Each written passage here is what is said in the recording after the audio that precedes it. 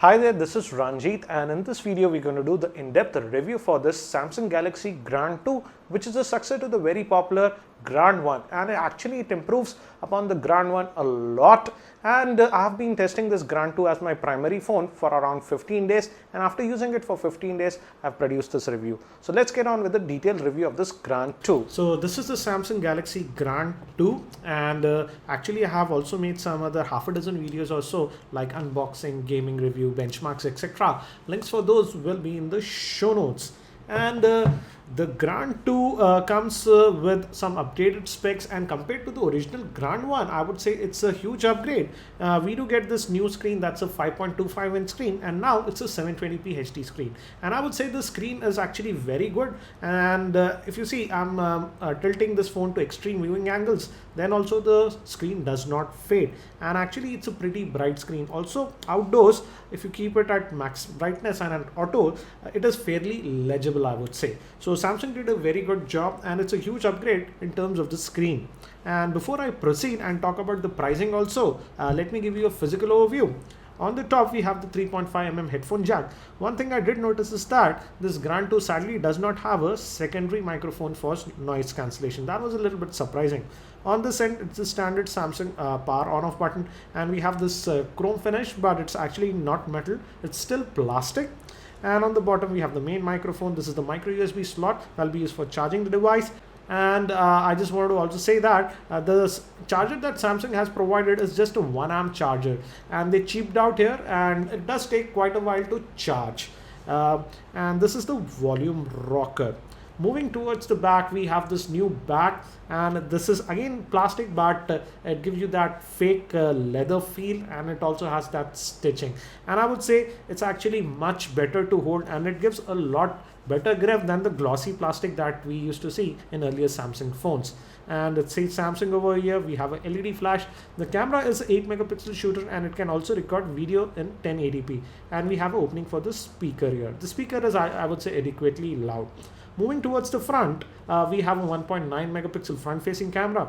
We also have sensors. It does have an auto brightness sensor, also proximity sensor, etc. We have the earpiece also here. And I have to say, I used this phone for almost 2 weeks as my primary phone. I did a lot of voice calls, and the voice call clarity is actually very good. I would say it's 9 out of 10. And moving down, we have that 5.25 inch 720p HD screen. Again, the screen quality is very good. And on the bottom, we have the standard. This is the menu, and this is the back button. Strangely, we don't get any haptic feedback, and this is the standard home button. One thing is that you notice we do get this My Magazine thing, and if you hold this for a while, you get that. You can't disable it, and I feel it's kind of a bloat because there is no way that you can disable, and I do notice a little bit of lag here. Also, if you are going to get this Grand 2 by default, if you double tap on this, the S voice does get activated, and that also causes a little bit of lagginess. So I would suggest that you disable that option. Hence, that way, when you press the home button, it's a lot faster.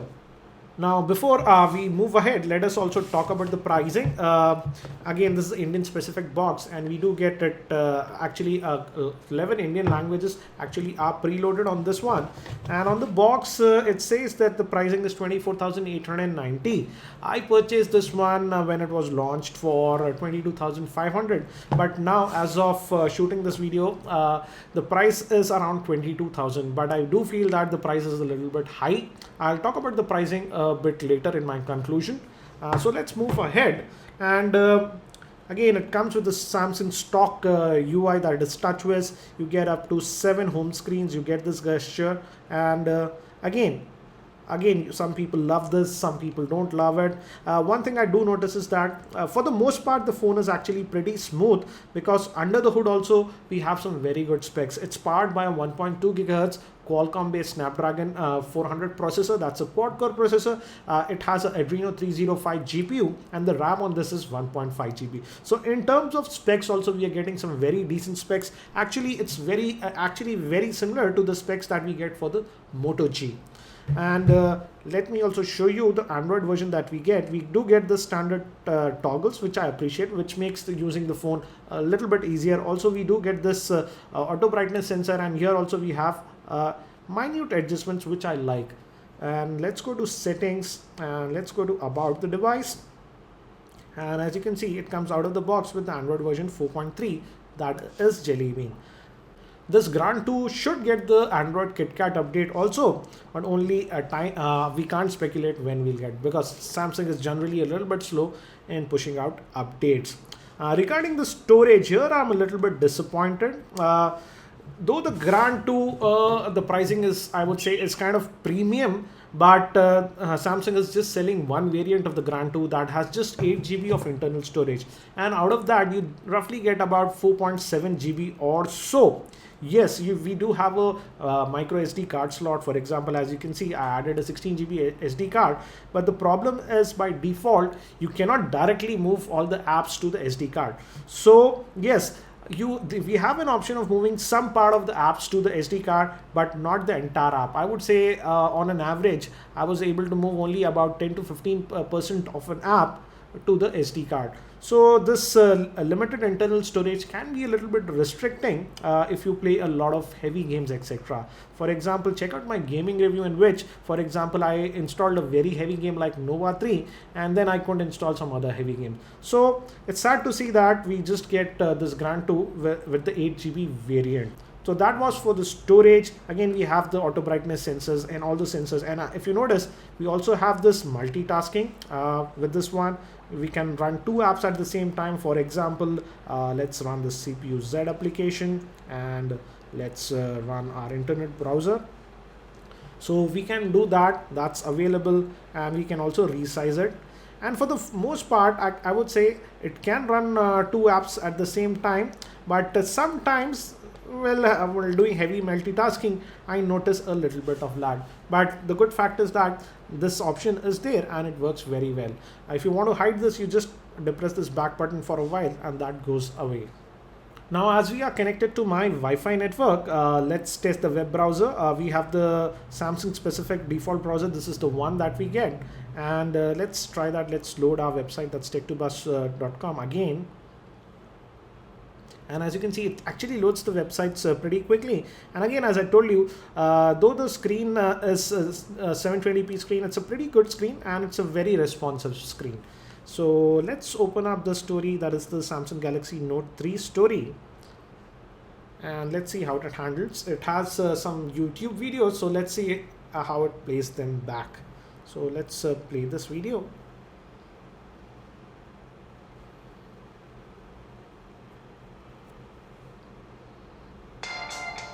And as you can see, it's playing it without any issues. Also, as I mentioned, the speaker is adequately loud. Hi there, this is Ranjit, and in this video we're going to do the in-depth review for the Samsung Galaxy. So in terms of web browsing, actually I didn't have any problems and it was great. I also tried it with some third-party web browsers, for example Firefox, and that also ran very well on this Grand 2. Now coming to one thing, that is the size. Samsung has bumped up the size. Now it's sporting a 5.25 inch screen, and it might be a pro for some people, but it might be a con for people who have a little bit of small hands. And to give you an idea, I have some phones that are 5-inch phones, and let's compare them. For example, this is the Samsung Galaxy S4, and if you notice, I'll place the S4 over the Grand 2, and as you can see, the Grand 2 is actually taller and even wider than the Galaxy S4. So it's actually pretty wide, and single hand operation sometimes is a little bit difficult. I have one more phone, that this is the Nexus 5. This also has a 5-inch screen, and let me place it.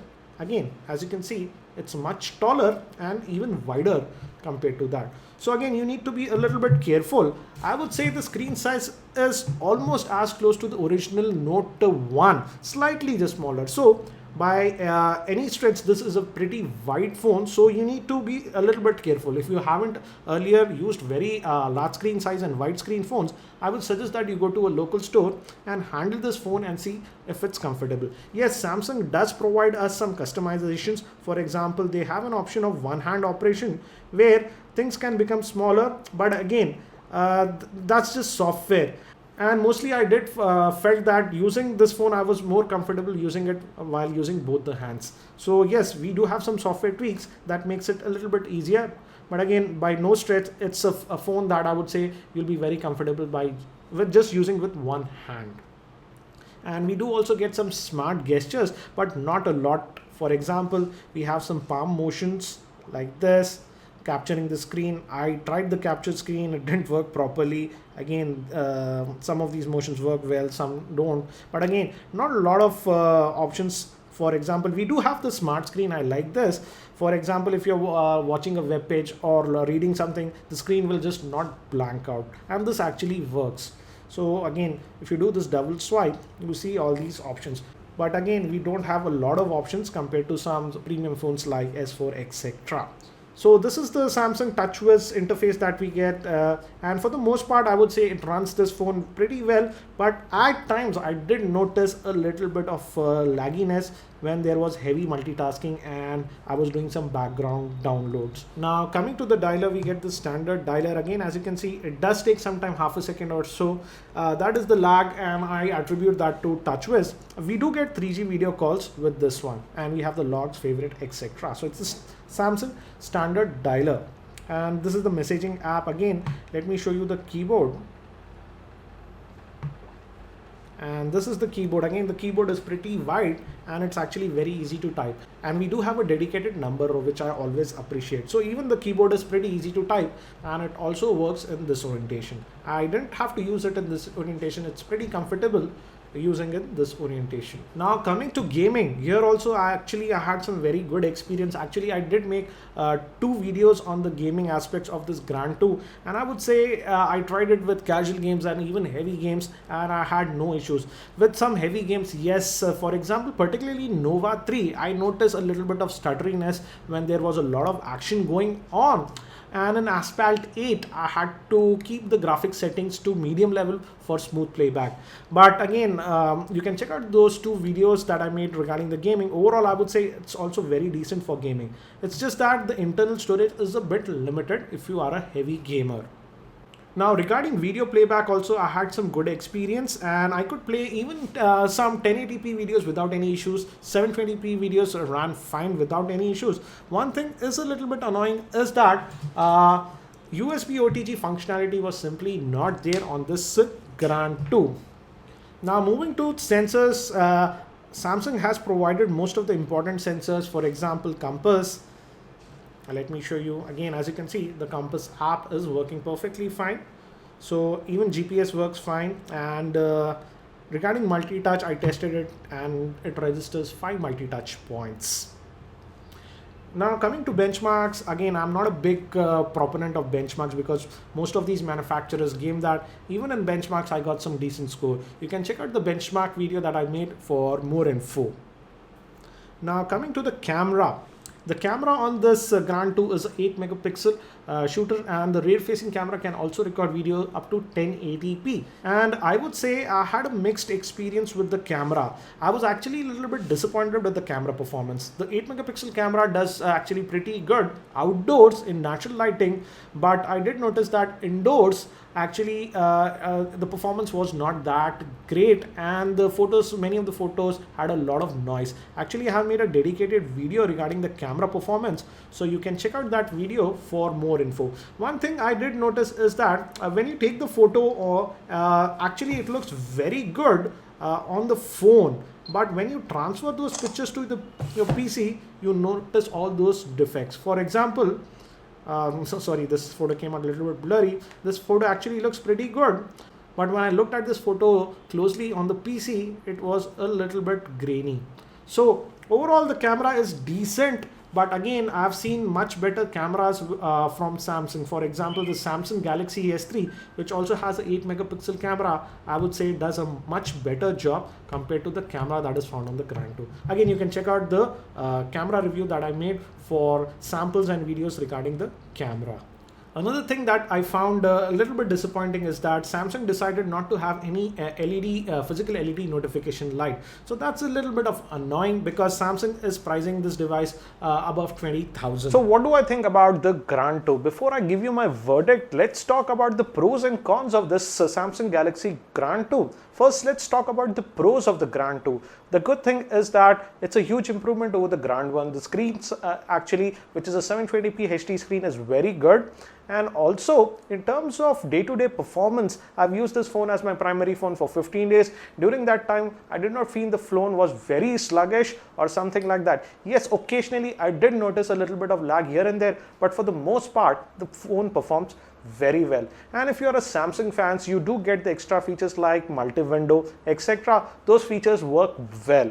Now coming to some of the shortcomings of the Grand 2, and I think so Samsung has crippled this Grand 2 intentionally so that it does not compete with some of Samsung's own higher end phones. For example, it's priced at around 22,500, and I would say it's among premium end mid-range Android phones. And it's sad to see that we do not have any Gorilla Glass protection or a physical LED light also.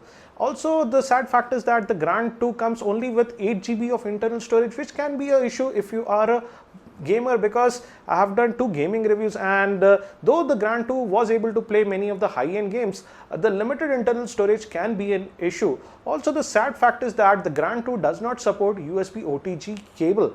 So these are some of the shortcomings. And also one more thing I didn't understand is that haptic feedback was also not there on the Grand 2. So these are some of the shortcomings of the Grand 2, and I think so Samsung intentionally crippled this, because you can provide these features for a phone that you're pricing above 20,000 or so. Now coming to one big problem I have with the Grand 2 is the pricing. It's being sold in India for around 22,500 or so, and I do feel that it is kind of excessive. It should be priced much lower than 20,000. And now we have a lot more competition in the market. For example, we have the Moto G. The basic 8 GB sells for around 12,500, and the 16 GB sells for around 14,000. And though yes, we can't directly compare the Moto G with the Grand 2, the internals are very similar. So to conclude this review, I would say in day-to-day performance, I would say I was happy with the overall performance of the Grand 2. It performs well.